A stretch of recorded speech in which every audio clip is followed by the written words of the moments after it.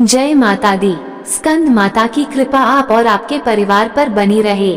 आप सभी की मनोकामनाएं पूर्ण करें। नवरात्रि के 5वें दिन स्कंद माता की पूजा की जाती है। स्कंद माता देवी दुर्गा का 5वां अवतार है। स्कंद माता का नाम 2 शब्दों से मिलकर बना है, स्कंद और माता। इसका अर्थ होता है स्कंद भगवान की माता।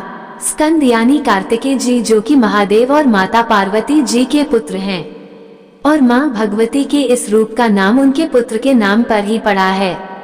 माँ स्कंद माता की 4 भुजाएं हैं, जिसमें एक हाथ में कार्तिकेय जी को पकड़े हुए हैं और उनके दूसरे और तीसरे हाथ में कमल का पुष्प है। अपने चौथे हाथ से स्कंद माता अपने भक्तों को आशीर्वाद देती हैं। माता की सवारी सिंह भी है और माँ कमल के पुष्प पर भी विराजमान रहती हैं। स्कंद माता विशुद्धि चक्र की अधिष्ठात्री देवी हैं और विशुद्धि चक्र हमारे गले के उभरे हुए भाग के ठीक नीचे स्थित होता है। माँ स्कंद माता की सच्चे मन से पूजा करने और कथा श्रवण से विशुद्धि चक्र जागृत हो जाता है, जिससे वाणी की सिद्धि प्राप्त होती है। माँ स्कंद माता का वाहन मयूर भी है, इसलिए इन्हें मयूर वाहना के नाम से भी जाना जाता है। आइए अब हम सभी माँ स्कंद माता को नमन कर कथा का श्रवण आरंभ करते हैं। स्कंद पुराण में वर्णित कथा के अनुसार भगवान शिव ने अधर्मी दैत्य तारकासुर को एक वरदान दिया था, जिसके कारण वह अत्यंत शक्तिशाली हो गया। वरदान ये था कि उसका अंत केवल और केवल भगवान शिव के पुत्र के हाथों ही होगा। वरदान पाने के बाद वह तीनों लोकों में हाहाकार मचाने लगा, यहाँ तक कि तारकासुर के नेतृत्व में दैत्यों से देवताओं को पराजय तक का भी सामना करना पड़ा। सृष्टि में तारकासुर समेत दैत्यों का अत्याचार बढ़ने लगा था। आखिरकार सभी देवता भगवान ब्रह्मा जी के पास पहुँचे और तारकासुर से संबंधित समस्या के बारे में उन्हें बताया।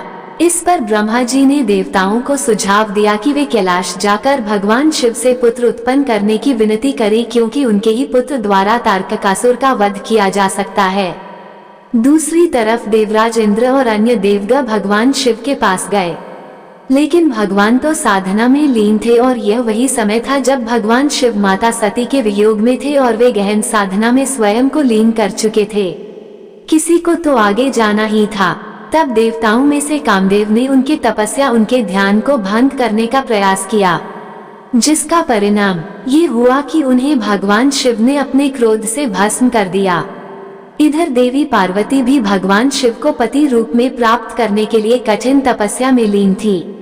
तब भगवान शिव देवी पार्वती जी की तपस्या से प्रसन्न हुए और शुभ घड़ी और शुभ मुहूर्त में उनसे विवाह कर लिया। दूसरी ओर भगवान शिव और देवी पार्वती जी के विवाह के शुभ अवसर पर ही देवी रति ने भगवान से और माता पार्वती जी से अपने पति को पुनर्जीवित करने की कामना प्रकट की। तब भगवान शिव ने कामदेव को पुनर्जीवन प्रदान किया। इस तरह शिव और शक्ति पुनः एक होकर कैलाश पर वास करने लगे। और कथा में यहीं पर भगवान शिव के पुत्र कार्तिकेय जी का प्रसंग आता है। कार्तिकेय जी माता पार्वती और भगवान शिव के जैविक पुत्र नहीं है, लेकिन वे शिव जी के अंश अवश्य हैं। कार्तिकेय जी का जन्म कुछ इस प्रकार हुआ कि शिव जी के तेज से एक दिव्य प्रकाश पुंज निकला और यह पुंज इतना शक्तिशाली था कि इसे अग्नि पर्वत ऋषि मुनियों की पत्नियां तक नहीं संभाल पा रही थी। शिवांश इतना तेज था कि कोई भी उसे संभाल नहीं सका, और जब ये तेज धरती पर पड़ा तो धरती माता से भी इसे संभालना कठिन हो गया। इसके बाद ये दिव्य तेज पुंज चलता ही रहा और इस प्रकार यह गंगा जी के जल में तैरने लगा। लेकिन देवी गंगा जी भी उस प्रकाश पुंज को सहन नहीं कर पाए और उसे सरकंडे के एक वन में त्याग दिया। समय बीतने के साथ ही शिव जी का अंश वह एक बालक के रूप में परिवर्तित हो गया। 6 मुख वाले उस बालक का पालन पोषण कृतिकाओं ने किया था, जिसके कारण ही उस बालक का नाम कार्तिकेय पड़ गया। भगवान शिव जी के तेज से उत्पन्न हुए इस बालक का यानी कार्तिकेय जी का वन में ही पालन पोषण होने लगा। कृतिकाएं एक माता की भांति उस बालक का ध्यान रखती थी। उधर माता पार्वती जी ने भी एक तेजवान बालक कार्तिकेय जी के बारे में सुना और इस बारे में भगवान शिव को भी बताया। तब भगवान शिव ने उन्हें जानकारी दी कि कार्तिकेय जी उनके ही पुत्र हैं। इसके बाद भगवान शिव ने अपने गणों को बुलाया और कहा कि तुम उस सरकंडे के वन में जाओ। वह एक बालक है जो अपनी वीरता का प्रदर्शन कर रहा है। वो हमारा अंश है, हमारा पुत्र है, उसे सम्मान के साथ लेकर आओ। तब शिव जी के आदेश के बाद शिवगो उस वन में पहुँचे और कुमार कार्तिकेय को कृतिकाओं सहित बड़े सम्मान के साथ भगवान शिव के सम्मुख ले आए। उस बालक को देखकर कैलाश पर्वत पर आनंद छा गया। वहीं कार्तिकेय जी के आ जाने के बाद अब वो समय भी आ गया जब उन्हें शिवपुत्र के द्वारा तारकासुर का वध होना था। भगवान शिव के पुत्र कार्तिकेय जी अत्यंत वीर थे और उन्हें तारकासुर का वध भी करना था। तब देवी पार्वती ने स्कंद माता रूप धरकर अपने पुत्र कार्तिकेय को सेना के कुशल नेतृत्व की शिक्षा दी। उन्हें युद्ध के सभी कौशल सिखलाए, युद्ध की सभी रणनीतियां सिखाए और तब इस प्रकार कार्तिकेय जी को देवसेना का सेनापति नियुक्त कर दिया गया। और इस प्रकार सभी देवता उनके नेतृत्व में तारकासुर का वध करने चल पड़े। युद्ध के मैदान में देवताओं और तारकासुर का भयंकर युद्ध हुआ और इस तरह तारकासुर शक्तिशाली कार्तिकेय जी के सामने एक क्षण भी नहीं टिक सका और वहीं कार्तिकेय जी के हाथों तारकासुर का वध हो गया। तारकासुर का वध करके कार्तिकेय जी ने अपनी सामर्थ्य शक्ति का प्रदर्शन किया था। उन्होंने अब युद्ध कौशल से सृष्टि को तारकासुर के उत्पात से, उसके भय से मुक्त कराया था। इसलिए देवराज इंद्र ने त्रिदेवों और सभी देवताओं की सर्वसम्मति से कार्तिकेय जी को देवताओं का सेनापति नियुक्त कर दिया गया। इस प्रकार स्कंद माता की पूजा में भगवान कार्तिकेय जी की कथा का ही प्रसंग मिलता है और जो भक्त सच्चे मन से इस कथा को सुनता है उसके सभी विघ्नों का नाश हो जाता है, उसके सभी शत्रु भी परास्त हो जाते हैं, उसके घर में सुख शांति छा जाती है। प्रेम से बोलिए स्कंद माता की जय, कुमार कार्तिकेय जी की जय। अब सुनिए श्री दुर्गा सप्तशती का 5वें दिन पढ़ा जाने वाला अध्याय 9 और 10। 9वें अध्याय में निशुंभ वध का वर्णन किया गया है। राजा ने कहा, भगवान आपने रक्तबीज के वध से संबंध रखने वाला देवी चरित्र का यह अद्भुत महात्म्य मुझे बतलाया। अब रक्तबीज के मारे जाने पर अत्यंत क्रोध में भरे हुए शुंभ और निशुंभ ने जो कर्म किया उसे मैं सुनना चाहता हूँ। मार्कंडेय ऋषि कहते हैं, राजन, युद्ध में रक्तबीज तथा अन्य दैत्यों के मारे जाने पर शुंभ और निशुंभ के क्रोध की सीमा नहीं रही। अपनी विशाल सेना इस प्रकार मारी जाती देख निशुंभ रोष में भरकर देवी की ओर दौड़ा।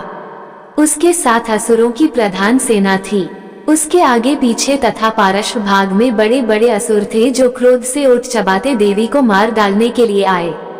महापराक्रमी शुंभ भी अपनी सेना के साथ मात्र गणों से युद्ध करके क्रोधवश चंडिका को मारने के लिए आ पहुंचा। तब देवी के साथ शुंभ और निशुंभ का घोर संग्राम छिड़ गया। वे दोनों दैत्य मेघों की तरह बाणों की भयंकर वर्षा कर रहे थे।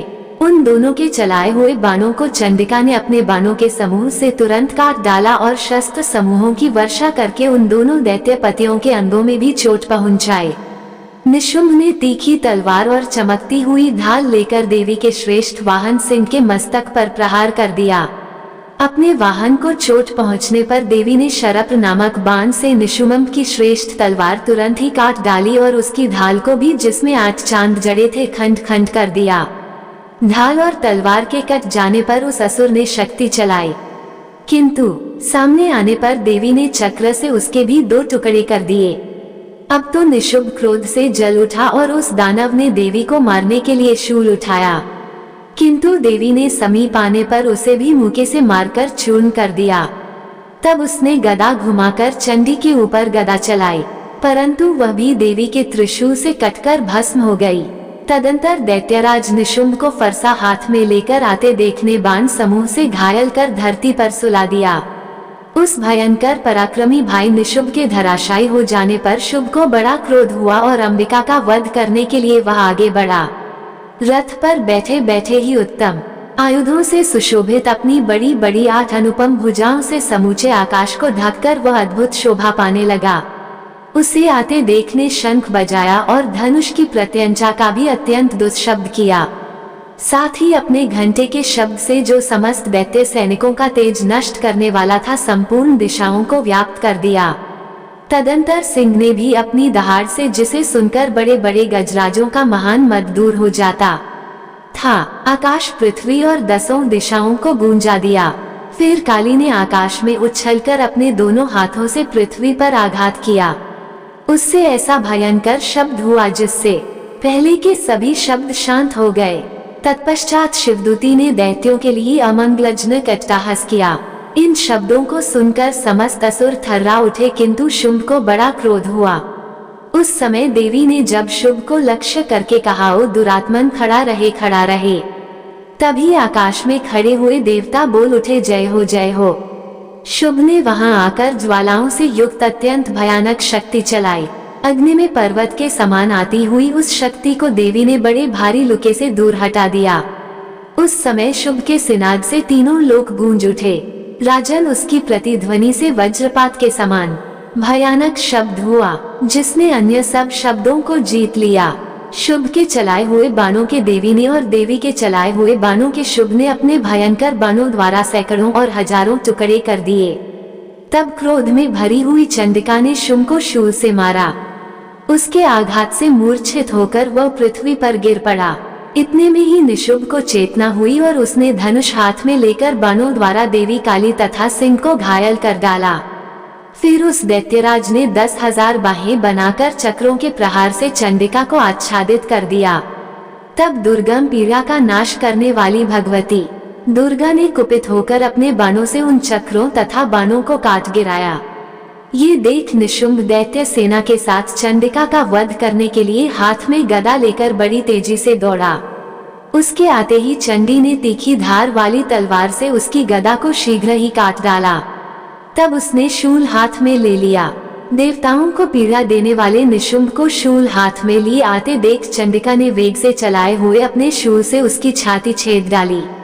शूल से विदीर्ण हो जाने पर उसकी छाती से एक दूसरा महाबली एवं महापराक्रमी पुरुष खड़ी रहे कहता हुआ निकला। उस निकलते हुए पुरुष की बात सुनकर देवी ठठाकर हंस पड़ी और खड्ग से उन्होंने उसका मस्तक काट डाला। फिर तो वह पृथ्वी पर गिर पड़ा। तदंतर सिंह अपनी दाढ़ों से असुरों की गर्दन कुचल कर खाने लगा। ये बड़ा भयंकर दृश्य था। इधर काली तथा शिवदूती ने भी अन्यान्य दैत्यों का भक्षण आरंभ कर दिया। कौमारी की शक्ति से विदीर्ण होकर कितने ही महादैत्य नष्ट हो गए। ब्रह्मानी के मंत्रपूत जल से निस्तेज होकर कितने ही भाग खड़े हुए। कितने ही दैत्य माहेश्वरी के त्रिशूल से छिन्न-भिन्न होकर धराशायी हो गए। वाराही के थूथन के आघात से कितनों का पृथ्वी पर कछुमर निकल गया। वैष्णवी ने भी अपने चक्र से दानवों के टुकड़े टुकड़े कर डाले। इंद्री के हाथ से छूटे हुए वज्र से भी कितने ही प्राणों से हाथ धो बैठे। कुछ असुर नष्ट हो गए और कुछ उस महायुद्ध से भाग गए तथा कितने ही काली शिवदूती तथा सिंह के ग्रास बन गए। जय माता दी। इस प्रकार श्री मार्कंडेय पुराण में सावर्णिक मनवंतर की कथा के अंतर्गत देवी महात्म्य में निशुंभ वध नामक 9वां अध्याय पूर्ण हुआ। अब सुनिए 10वां अध्याय, जिसमें शुंभ वध का वर्णन किया गया है। 10वें अध्याय को शुरू करने से पहले हम सब मिलकर मां जगदम्बे का ध्यान करें।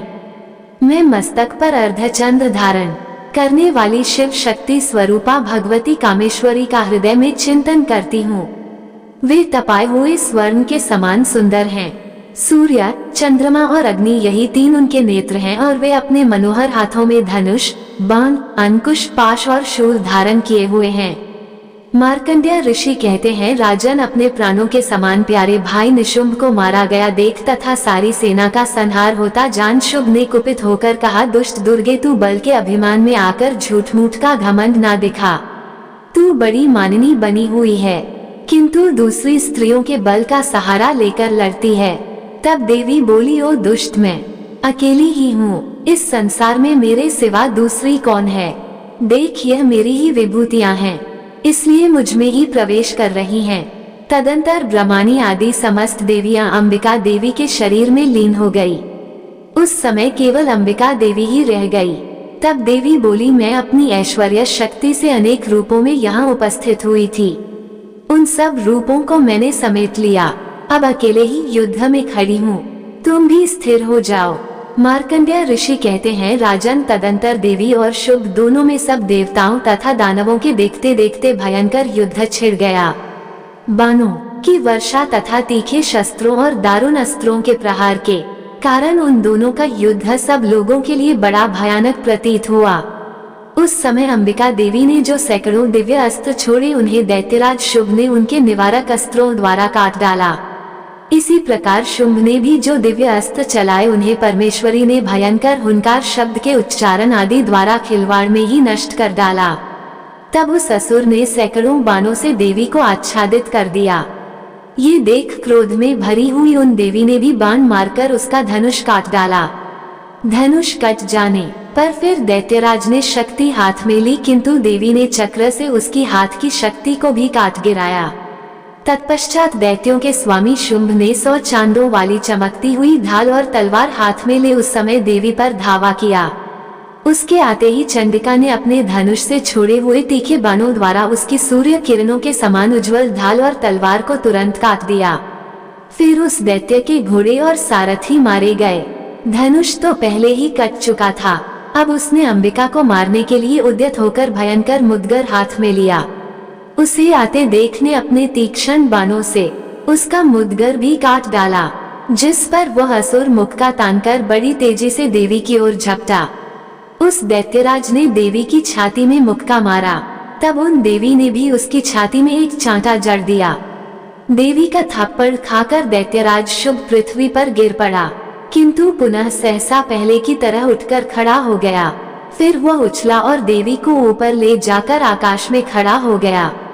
तब चंडिका आकाश में भी बिना किसी आधार के ही शुंभ के साथ युद्ध करने लगी। उस समय दैत्य और चंडिका आकाश में एक दूसरे से युद्ध करने लगे और उनका वह युद्ध पहले सिद्ध और मुनियों को विस्मय में डालने वाला हुआ। फिर अंबिका ने शुंभ के साथ बहुत देर तक युद्ध करने के पश्चात उसे उठाकर घुमाया और पृथ्वी पर पटक दिया। पटके जाने पर पृथ्वी पर आने के बाद वह दुष्ट आत्मा दैत्य पुनः चंडिका का वध करने के लिए उनकी ओर बड़ी तेजी से दौड़ा। तब समस्त दैत्यों के राजा शुंभ को अपनी ओर आते देखने त्रिशूल से उसकी छाती छेदकर उसे पृथ्वी पर गिरा दिया। देवी के शूल की धार से घायल होने पर उसके प्राण पखेरु उड़ गए और वह समुद्रों, द्वीपों तथा पर्वतों सहित समूची पृथ्वी को कंपाता हुआ भूमि पर गिर पड़ा। इसके बाद उस दुरात्मा के मारे जाने पर संपूर्ण जगत प्रसन्न और पूर्ण स्वस्थ हो गया। आकाश स्वच्छ दिखाई देने लगा। पहले जो उत्पात, सूचक मेघ और उल्कापात होते थे वे सब शांत हो गए तथा उस दैत्य के मारे जाने पर नदियां भी ठीक मार्ग से बहने लगी।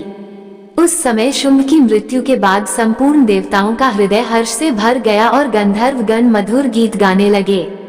दूसरे गंधर्व बाजे बजाने लगे, अप्सराएं नाचने लगी, पवित्र वायु बहने लगी, सूर्य की प्रभा उत्तम हो गई, अग्निशाला की बुझी हुई आग अपने आप प्रज्वलित हो उठी और संपूर्ण दिशाओं के भयंकर शब्द शांत हो गए। जय माता दी। इस प्रकार श्री मार्कंडेय पुराण में सावर्णिक मनवंतर की कथा के अंतर्गत देवी महात्म्य में शुभवध नाम का 10वां अध्याय पूर्ण हुआ। अब सुनिए श्री दुर्गा चालीसा पाठ और आरती। नमो नमो दुर्गे सुख करनी, नमो नमो अम्बे दुख हरनी।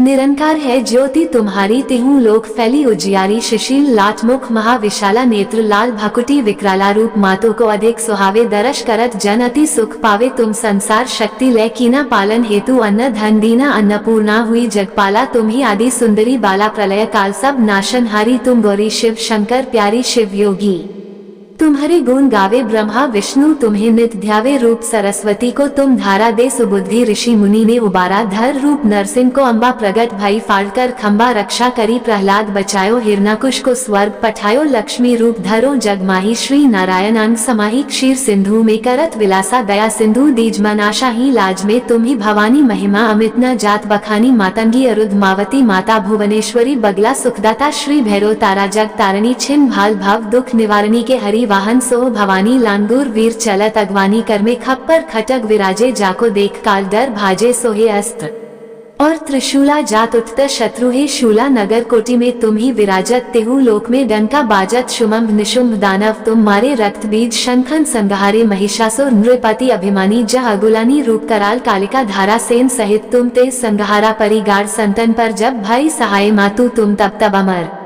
पूरी अरुबा सबका तब महिमा सब रहे अशोका ज्वाला में है ज्योति तुम्हारी तुम्हें सदा पूजे नर नारी प्रेम भक्ति से जो जस गावे दुख दरिद्र निकट नहीं आवे ध्यावे तुम्हें जो नर मन लाई जन्म मरण ताको छूट जाई जोगी सुर मुनि कहत पुकारी योग ना हो बिन शक्ति तुम्हारी शंकर आज रज तब कीनो काम अरु क्रोध जीत सब लीनो निषदिन ध्यान धरो शंकर को काहू काल नहीं सुमिरो तुमको शक्ति रूप को मरम न पायो शक्ति गई तब मन पछतायो शरणागत हुई कीर्ति बखानी जय जय जय जगदम्ब भवानी भई प्रसन्न आदि जगदम्बा दई शक्ति नहीं कीन विलम्बा मोको माँ तू कष्टति घेरो तुम बिन कौन हरे दुख मेरो आशा तृष्णा निपट सतावे मोह मदाधिक सब विनवे शत्रु नाश की जय महारानी सुमिरो एकच चित तुम्हें भवानी करहु कृपा हे मातो दयाला रिद्धि सिद्धि दे करहु निहाला जब लगी जीव दया फल पाऊं तुमरो यश में सदा सुनाऊं दुर्गा चालीसा जो कोई गावे सब सुख भोग परम पद पावे श्री दुर्गा चालीसा समाप्त। स्कंद माता की जय। प्रिय भक्त जनों अब हम सभी मिलकर कर माता रानी से क्षमा याचना करते हैं ताकि हमारे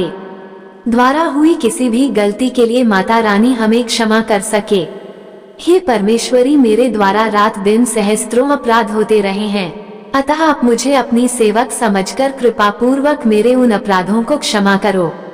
न तो मैं आह्वान करना ही जानती हूँ, ना विसर्जन करना ही जानती हूँ और ना पूजा ही करना जानती हूँ। हे परमेश्वरी मुझे क्षमा करो। हे सुरेश्वरी मैंने जो मंत्रहीन क्रियाहीन और भक्तिहीन पूजन किया है वह सब आपकी दया से पूर्ण हो।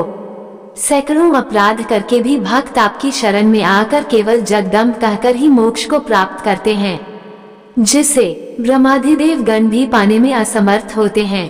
हे जगदम्बिके मैं अपराधी हूँ, किंतु आपकी शरण में आई हूँ, अतः इस समय मैं दया की पात्र हूँ। आप जैसा चाहो वैसा करो। अज्ञानवश या बुद्धि भ्रम होने के कारण भूल से मैंने जो कुछ भी कम या अधिक कर दिया हो, हे देवी हे परमेश्वरी सब अपराध क्षमा करो और प्रसन्न हो। हे जगन माता हे कामेश्वरी सच्चिदानंद स्वरूपिणी परमेश्वरी आप प्रेम पूर्वक मेरी यह पूजा स्वीकार करो और मुझ पर प्रसन्न हो। आप गुप्त से भी गुप्त वस्तु की रक्षा करने वाली हो। आप मेरे किए हुए इस जप को ग्रहण करके मेरे सभी अपराधों को क्षमा करो। हे देवी हे महेश्वरी आपकी कृपा से मुझे सिद्धि की प्राप्ति हो।